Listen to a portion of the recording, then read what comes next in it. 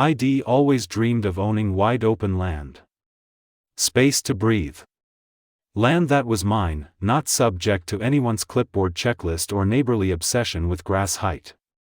So when my grandpa passed his ranch down to me, 1,000 acres of rolling hills, oak trees, and freedom, I thought I had finally escaped all the nonsense that came with suburban living. No street parking violations. No mailbox regulations. No board demanding I use a specific brand of fence stain. Just peace.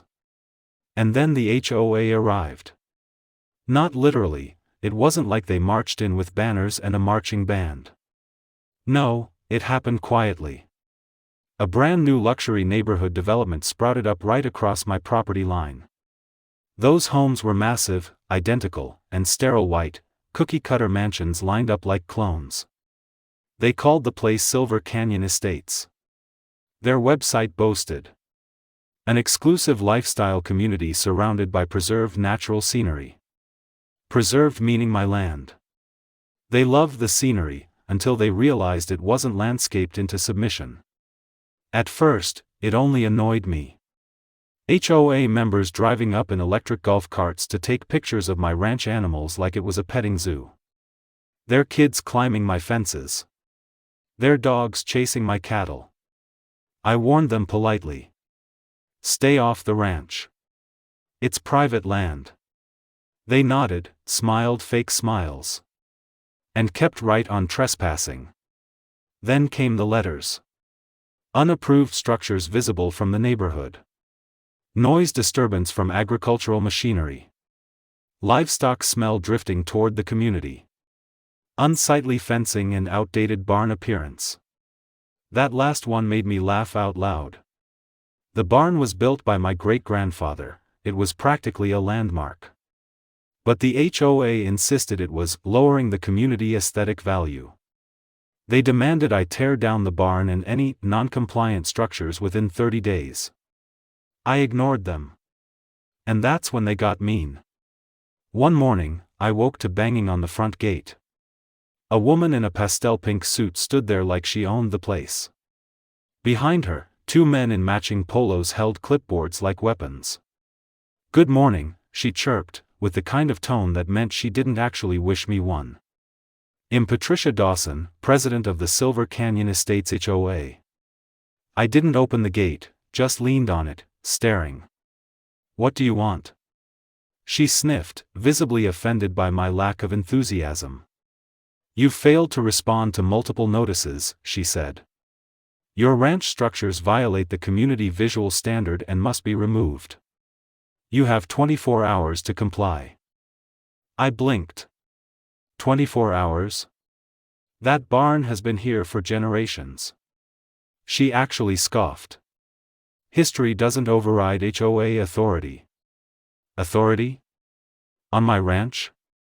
"You don't have jurisdiction here," I said. "This land is privately owned and not part of Silver Canyon Estates." "Oh, but it is," she replied smugly, pulling out a document. "The developer purchased an easement that extends HOA rights into visible land zone surrounding the neighborhood. Your property is included." She handed me a stack of papers already signed, stamped, and ready to bulldoze my life.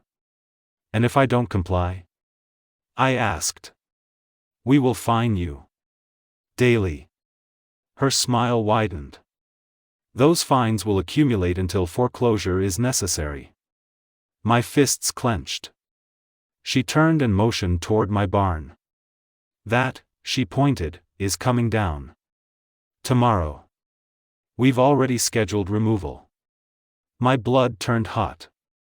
"You need to leave," I said, voice low. She smirked and walked back to the golf cart. "Enjoy your final day with that old eyesore." The cart hummed off, dust swirling behind it. I stood frozen, watching her disappear until the horizon swallowed her pink suit. Inside the barn, dust motes floated where sunlight broke through the wood slats. My grandpa's horseshoes still hung neatly in a row. A wall of family photos, from the first calf Grandpa bred to the time I rode a horse at age 5, papered the tack room.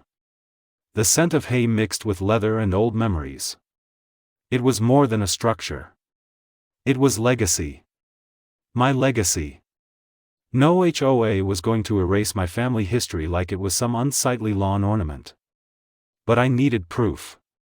Something concrete that placed the power back in my hands. I went to Grandpa's old records cabinet and dug through binders, property deeds, maps. Until I found a worn leather envelope with my name on it. Inside. A deed. Not for the ranch. But for all the land Silver Canyon Estates sat on. My heart stopped. The HOA president claimed a developer bought an easement. That was only half true. Seems the developer leased building rights from my grandfather, a 30-year temporary contract that expired 2 weeks ago. Meaning, they built an entire luxury neighborhood. On land I now solely own. The HOA didn't control me. I controlled them. A slow grin crept across my face. They wanted a fight? They had no idea who they were messing with. Tomorrow, instead of tearing down my ranch, I'd be tearing down their illusions of power. And that was just the beginning. Morning sunlight spilled through my kitchen window as I paced across the hardwood floor, rehearsing how this day would play out. Patricia and her clipboard squad would be arriving soon with demolition crews, ready to destroy the barn. But they weren't ready for what I had found. I laid the documents out on the table. Heavy checkmark the original deed to my grandfather's land. Heavy checkmark the developer's temporary building lease. Heavy checkmark the expiration date, bold as day. Heavy checkmark a notarized letter confirming I was the sole owner now. Heavy checkmark the clause stating any improvements on the land become property of the landowner upon expiration. Meaning every inch of those luxury mansions. Every driveway. Every mailbox. Every HOA office. Belonged to me. I double-checked the county parcel maps just to see them with fresh eyes, and every square foot of Silver Canyon Estates was boldly outlined as mine. Somewhere, Grandpa was laughing. The distant rumbling of engines pulled my attention. 3 construction trucks roared down the paved road toward my fence line. Behind them, a familiar pastel-pink golf cart buzzed like an angry mosquito. Right on schedule. I stepped outside, shutting the door behind me. The barn stood tall at my side, casting a long shadow like an old warrior ready for battle. Patricia hopped out of the golf cart, her heels crunching against the gravel like snapping bones. She held a stack of papers and a smirk sharper than barbed wire. "Good morning," she said, sugary and venomous. "This will be quick. You can either sign consent or well proceed without it." She signaled to the demolition crew, who started unloading gear. I didn't speak. Instead, I held up the property deed. Patricia frowned. "What's this supposed to be?" "The truth," I said. "Silver Canyon Estates doesn't own a single blade of grass under those houses. The developer had a temporary lease. It expired. This," I tapped the paper, "means the entire neighborhood is my property." Her face went pale. That's not possible." One of her board members, a balding guy with a permanently furrowed brow, snatched the document and squinted at it. This is a deed. A real one." Patricia snatched it back. No. We have rights. We have." She flipped through her own binder, fingers shaking. The more she looked, the more her confidence crumbled. Then she said the words I was waiting for. "You can't do this." "Oh, I can do much more," I said. I held up a second document, a notice of lease expiration and transfer of property improvements. Effective immediately. Everything built on the land reverted to the landowner. Me.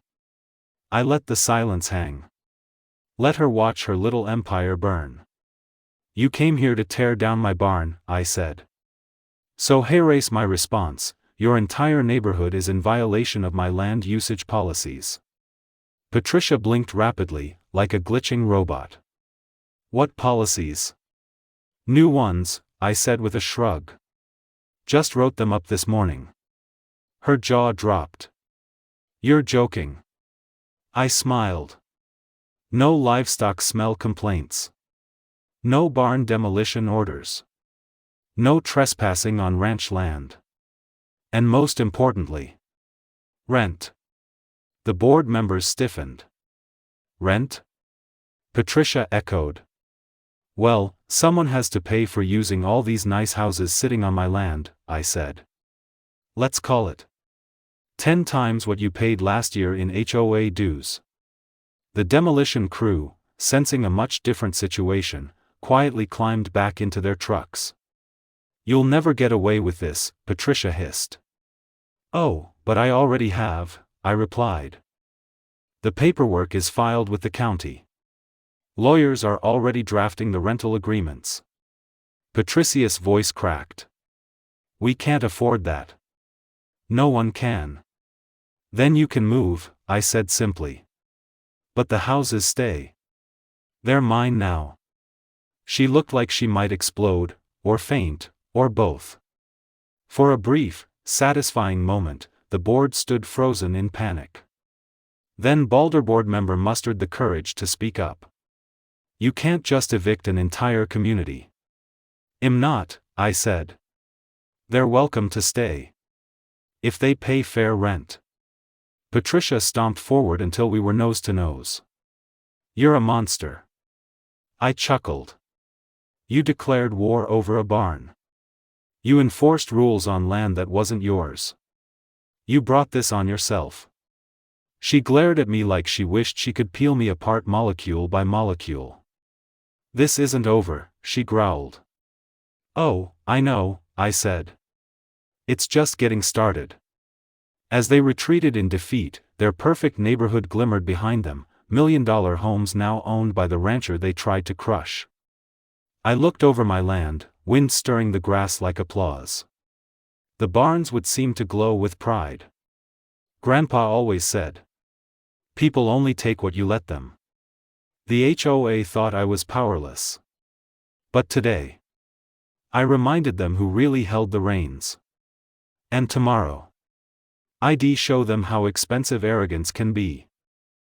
The shockwave spread through Silver Canyon estates faster than a grass fire. By afternoon, every homeowner in the neighborhood knew. They lived on my land now. And I was charging rent. The HOA emergency meeting began at noon. From my porch, I could hear raised voices echoing through the otherwise manicured streets. Patrol golf carts zipped around like panicked insects. Residents paced their driveways with phones glued to their ears, shouting words like illegal and lawsuit. But the law wasn't on their side. A county property officer called to confirm my documents hours earlier. His exact words. Mr. Walker, legally, you own every property built within the boundary lines of Parcel 7A. That includes all current structures. The HOA has zero jurisdiction. Hearing a government employee say that out loud felt better than winning the lottery. By late afternoon, Patricia was back, but this time she wasn't wearing her pastel power suit. She wore something far more threatening, a polite smile. Fake as a $3 bill. Mr. Walker, she said sweetly, hands clasped, would love to renegotiate the terms of this situation. I leaned against my fence, arms crossed. What terms? Well. She cleared her throat. The tenfold rent demand is unreasonable. We propose a compromise. Before she could finish, a tall man in a gray Nike jacket jumped forward. You can't make us pay anything. We signed a mortgage. We bought this property from a developer leasing land, I reminded him. That's not our fault. He barked. You're right, I said calmly. It's the HOA's fault for not doing due diligence before enforcing their power trip on my ranch. Patricia shot dagger eyes at him. I continued. You want a compromise? Then it starts with this: your little dictatorship dissolves permanently.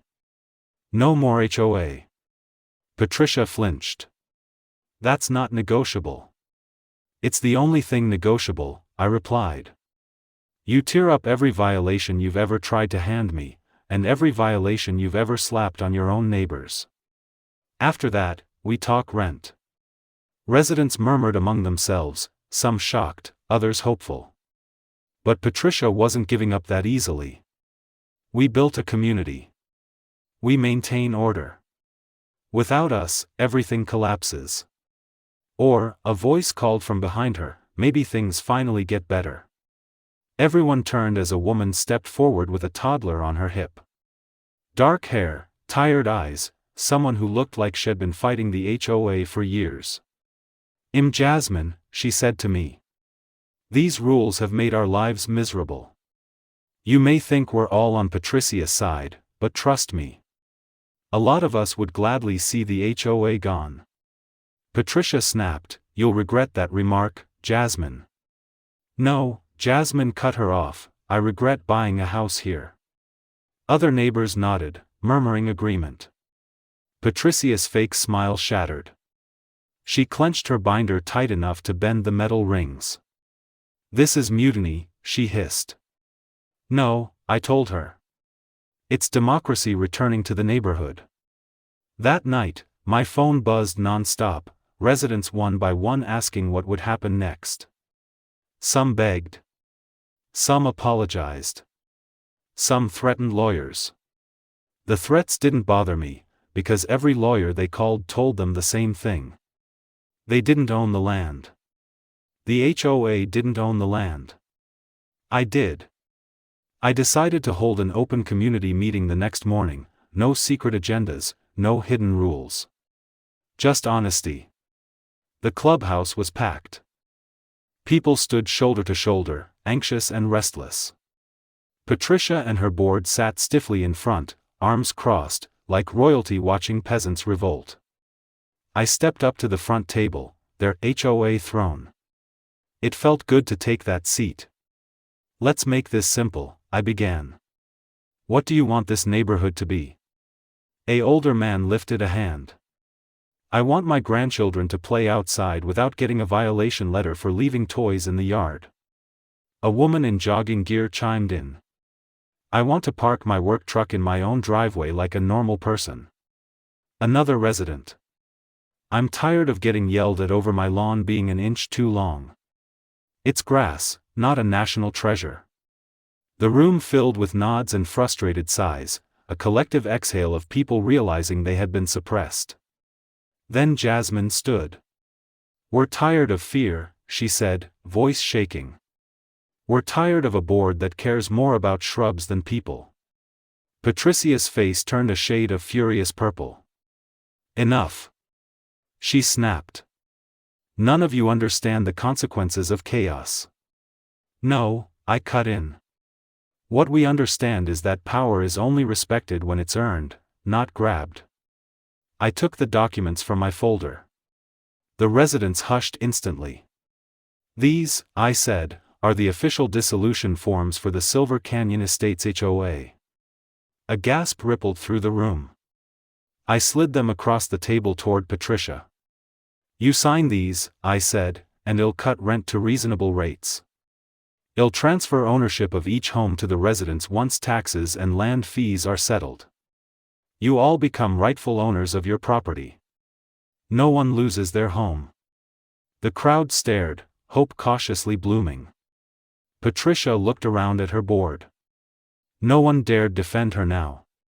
Her fingers trembled above the pen. You can't do this. She whispered without conviction. I leaned closer. You came after my family's legacy. This is me returning the favor, with interest. She closed her eyes. And signed. The room erupted, cheers, applause, relief. People hugged. Some cried. Jasmine walked up, smiling. You just saved this whole place, she said. I shook my head. No. You all did. I just reminded the HOA they're not the kings of the world. But as the celebration grew, Patricia slipped out, silent as a rattlesnake in tall grass. And something inside me knew. She wasn't finished. Not by a long shot.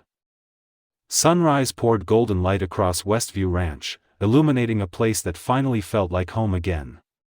Workers moved with purpose, finishing the last touches on new ranch fencing and storage barns. My cattle roamed peacefully, unaware of the war that had just been won in their name. But peace wasn't what brought me here this morning. Today was reckoning day. I checked my watch, 9:55 a.m.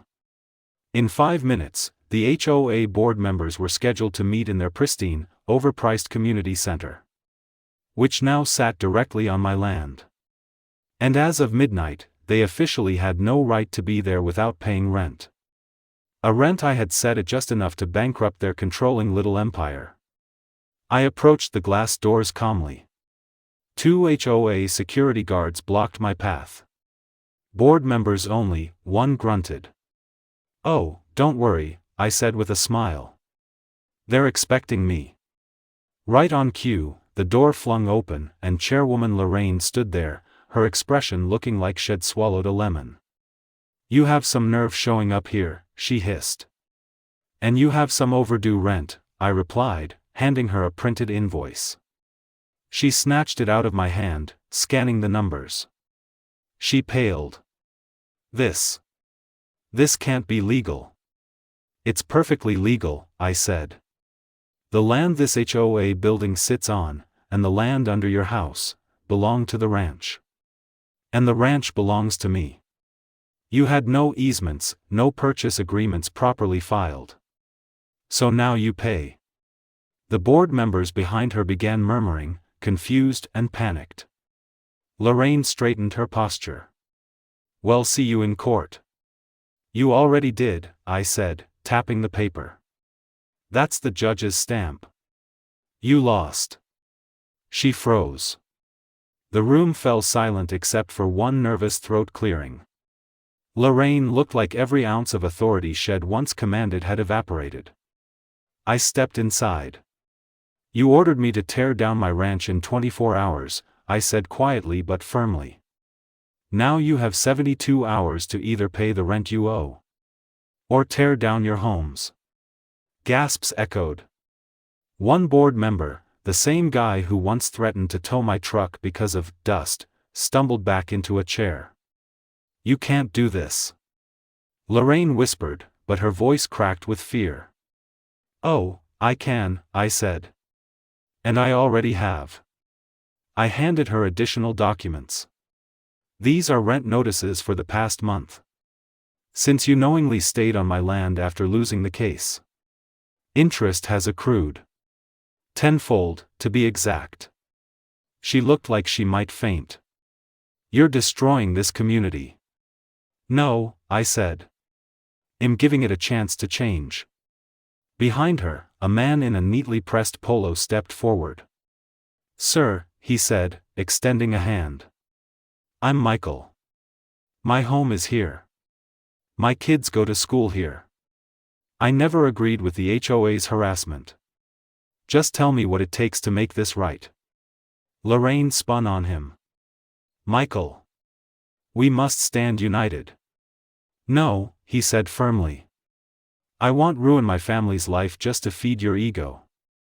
One by one, homeowners began leaving their seats and standing behind Michael. The room began to fracture, the loyalty to Lorraine evaporating like moisture in the sun. I looked at them carefully. "I'm not here to punish good people," I said. "Erase the deal, dissolve this abusive HOA. Let everyone keep their homes without your ridiculous fines. And agree to give my cattle a safe corridor through the neighborhood, the original ranch path that's existed for generations." Michael nodded instantly. "Yes. Absolutely." Cheers rose from the group. Lorraine's mouth hung open as she realized she had no supporters left. "You're all traitors," she spat. "No," Michael said, "we're neighbors." Lorraine, desperate, tried to storm out, but I gently stopped her. "You still have 72 hours to move," I said. "And don't worry, I'll send someone to help you pack." She glared at me like a rabid animal. "You'll regret this." "No," I replied. "I regret not doing it sooner." The board voted right then and there, unanimously, minus Lorraine, to dissolve the HOA. Papers were signed. Control shifted. And just like that, the nightmare that had plagued this community for years was lifted. Outside, families gathered along the sidewalks, cheering when the news spread. Kids ran around my boots, asking if they could meet the ranch animals someday. Their parents shook my hand, thanking me for giving them their lives back. I looked across the fields, my fields, stretching far into the horizon. Westview Ranch was whole again. That evening, I stood leaning against the fence, watching the sun melt into the sky. My cattle grazed quietly. Fresh barns stood proud. I wasn't just a rancher anymore. I was the man who beat the HOA at their own game. And I'd do it again. Because this land wasn't just dirt and grass, it was my family's legacy. And no amount of paperwork, threats, or petty tyrants could ever take that away.